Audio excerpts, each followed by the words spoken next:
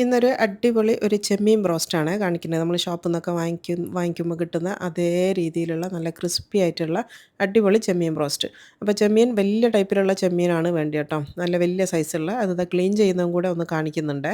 എൻ്റെ തലൻ്റെ മുടിയൊക്കെ കട്ട് ചെയ്ത് കൊടുക്കുക. അതുപോലെ തന്നെ ബാക്കിൽ നടു ഒന്ന് മുറിച്ച് കൊടുത്താൽ സ്കിൻ എടുക്കാനും അതേപോലെ തന്നെ അതിൻ്റെ വെയിൻ റിമൂവ് ചെയ്യാനും എളുപ്പമാണ്.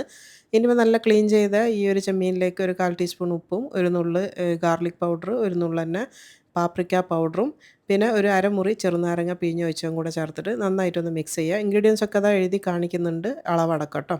ഇനി ഇതൊരു 10-15 മിനിറ്റ് മാറ്റി വെക്കുക. ഇനി 2 ടൈപ്പിലുള്ള നമുക്ക് കൂട്ട് വേണം. ഒന്ന് 1/2 കപ്പ് മൈദയും 1/4 കപ്പ് കോൺഫ്ലവറും കൂടി ഇട്ട് കൊടുക്കുന്നുണ്ട്.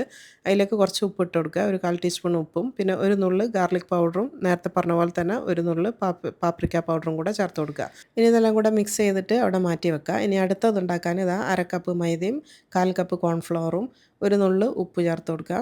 പിന്നെ വേണ്ടത് കുറച്ച് ഗാർലിക് പൗഡറും ഒരു നുള്ള് തന്നെ പാപ്രിക്ക പൗഡറും പിന്നെ ഒരു 1/4 ടീസ്പൂൺ ബേക്കിംഗ് പൗഡറുമാണ് ചേർത്ത് കൊടുത്തത്. അത് മിക്സ് ചെയ്തതിന് ശേഷം അതിലേക്ക് ഇതാ ഒരു മുട്ടയും അതുപോലെ തന്നെ നല്ല തണുത്ത വെള്ളമാണ് ചേർക്കേണ്ടത് കേട്ടോ. അപ്പോൾ എൻ്റെ തണുത്ത വെള്ളം ഇല്ലാത്തതുകൊണ്ട് ഞാനിപ്പോൾ ഒരു കുറച്ച് ഐസും കൂടെ മിക്സ് ചെയ്തിട്ടാണ് ചേർത്ത് കൊടുക്കുന്നത്. എന്നിട്ട് ഇത് നന്നായിട്ടൊന്ന് കലക്കി മിക്സാക്കി വെക്കുക. അപ്പോൾ 2 ബാറ്ററും റെഡി ആയിട്ടുണ്ട്.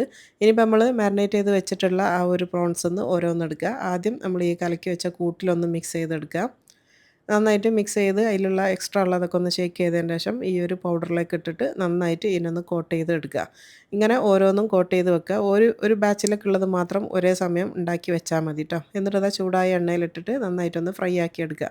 ഫ്രൈ ചെയ്യുന്ന ടൈം എന്ന് പറയുന്നത് 3 മിനിറ്റാണ് മാക്സിമം കേട്ടോ. പ്രോൺസ് ആയതുകൊണ്ട് ഒരു 3 മിനിറ്റ് 1.5 മിനിറ്റ് ഒരു ഭാഗം 1.5 മിനിറ്റ് തിരിച്ചിട്ടിട്ടും ഒരു മീഡിയം ഫ്ലെയിം ആയിരിക്കണം. തീ കുറഞ്ഞു പോകാനും പാടില്ല കൂടി പോകാനും പാടില്ല. ഒരു 3 മിനിറ്റ് ആയാൽ നമുക്ക് എണ്ണയിൽ ഇത് കോരി മാറ്റാം കേട്ടോ.